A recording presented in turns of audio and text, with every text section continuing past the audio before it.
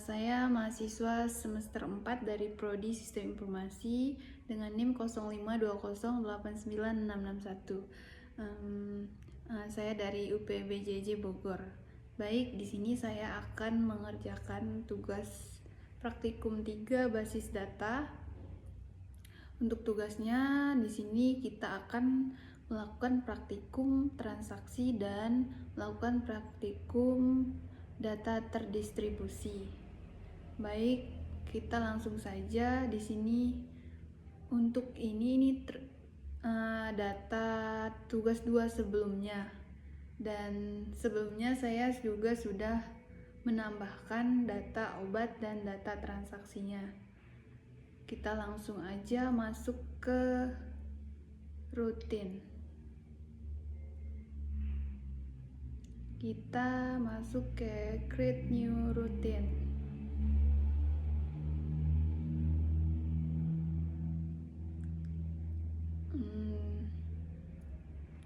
Kita masuk ke transaksi 1. Kita drop out dulu parameternya. Dan sebelumnya juga saya sudah menuliskan skripnya ya, agar mempersingkat waktu untuk transaksinya. Baik, kita pastekan di sini. Nah, di sini kita menggunakan perintah commit. Perintah commit ini adalah sebuah perintah yang menandakan bahwa transaksi selesai dilaksanakan dan terjadi perubahan data. Nah, di sini sebagai contoh, saya akan membuat store prosedur dengan sebuah perintah commit dengan memasukkan data pada tabel pasien. Seperti ini. Sekarang saya klik kirim. Nah, untuk transaksi satunya prosedurnya sudah masuk di rutin ini. Kita coba execute atau eksekusi ya. Nah, untuk data tadi yang namanya Dito sekarang sudah masuk di data pasien ini ya. Selanjutnya kita create lagi. Kita masuk ke transaksi 2-nya. Kita masuk ke rutin. Di sini transaksi 2. Kita drop out dulu parameternya. Selanjutnya masukkan lagi yang untuk script yang sudah saya buat. Kita kopas.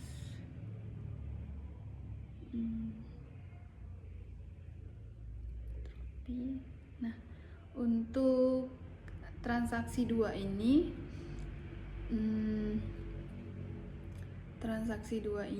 di sini ada perintah rollback.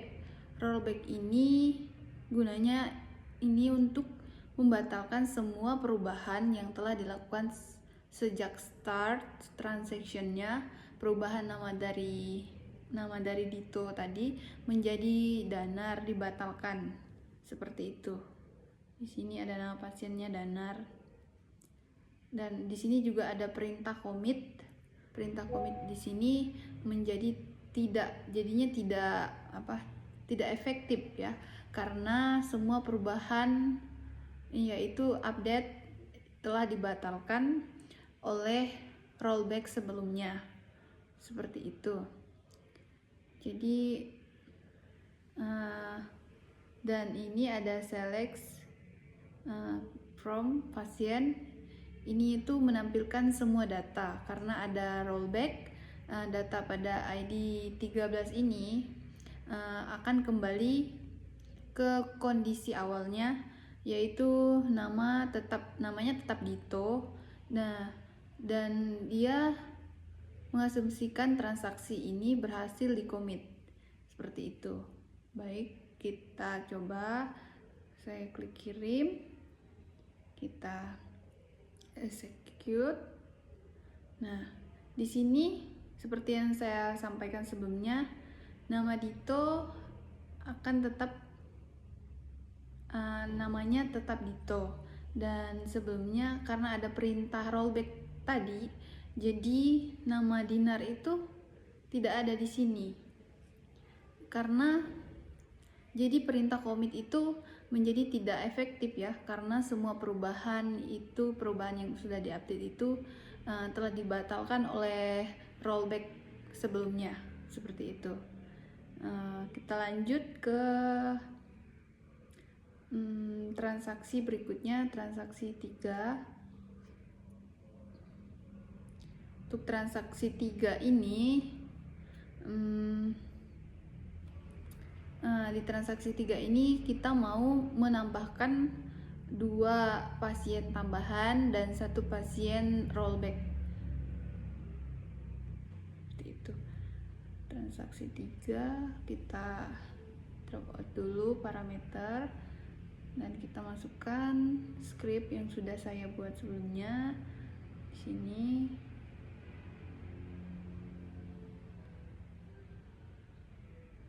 Ya. Kita di sini. Nah, seperti ini.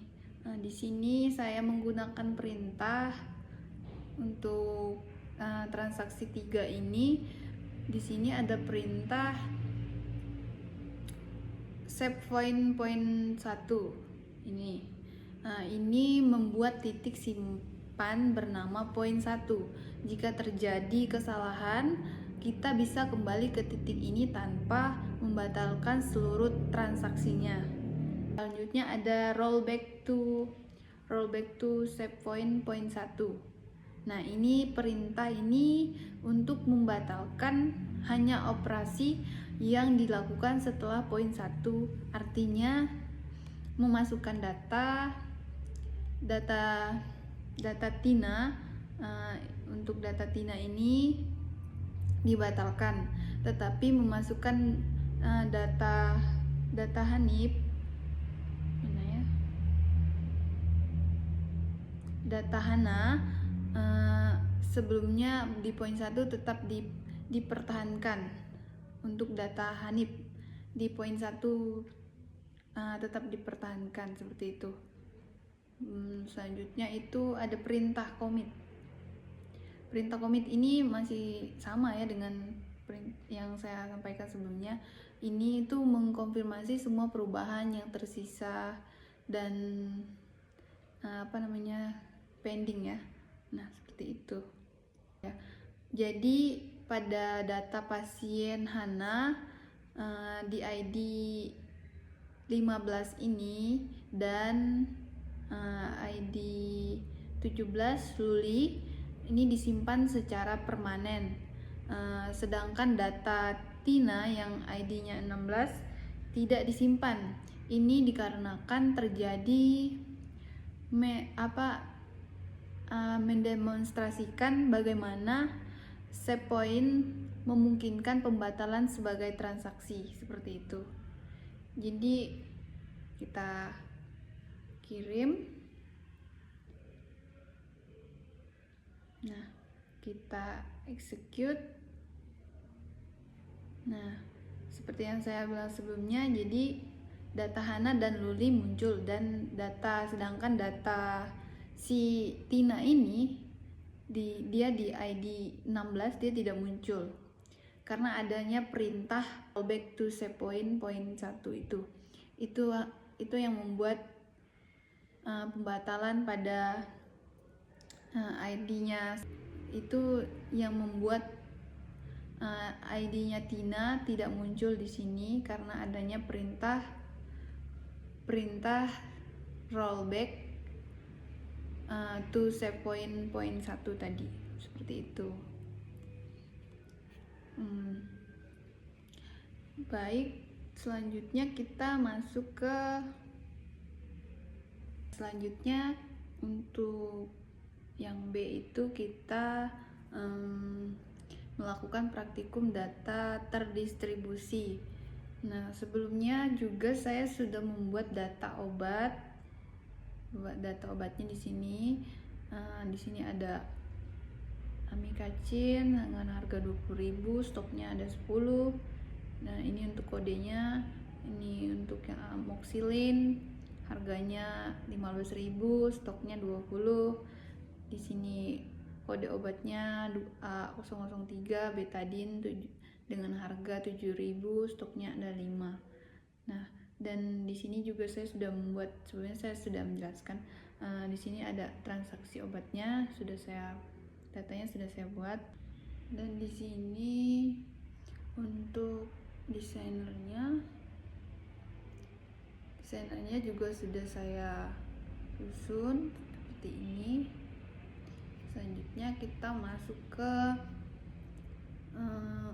untuk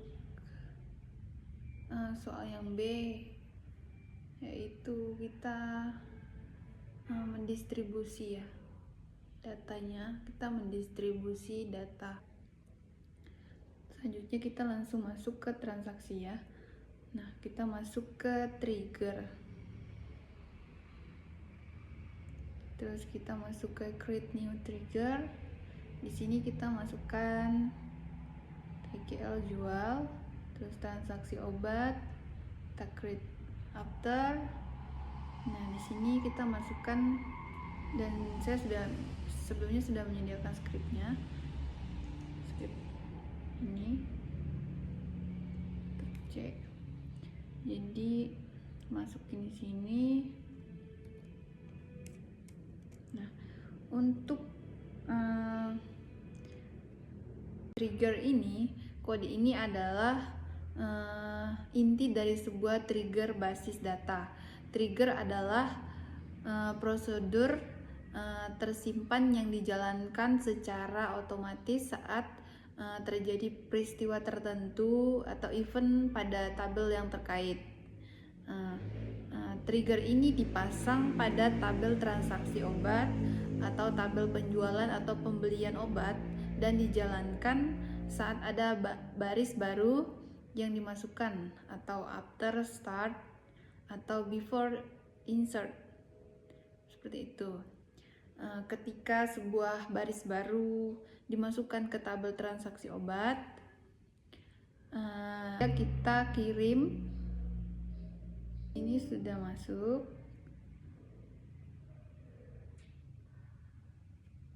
Sekarang kita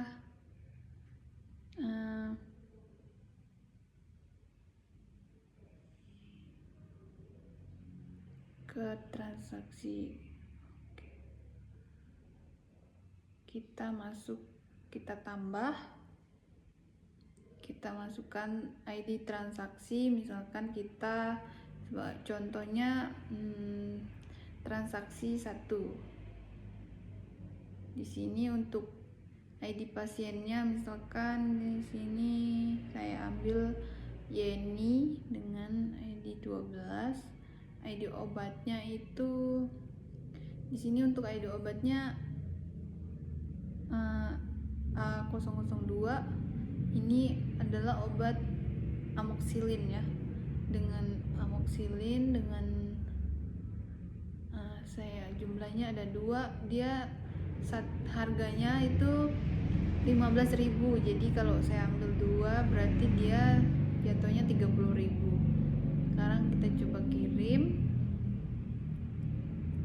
Nah, di sini udah masuk untuk datanya. Selanjutnya kita nah, sini udah ada transaksinya ya. Seharusnya kalau kita masuk ke data obat, untuk ini harusnya berkurang. Nah, jadi tadinya 20 stoknya untuk amoxicillin, secara otomatis dia berkurang menjadi 18. Baik, mungkin sekian untuk pengerjaan tugas yang saya kerjakan untuk tugas praktikum 3 basis data ini. Jika ada kesalahan dalam mengerjakan maupun dalam menjelaskan, saya mohon maaf, mohon dikoreksi. Saya ucapkan terima kasih.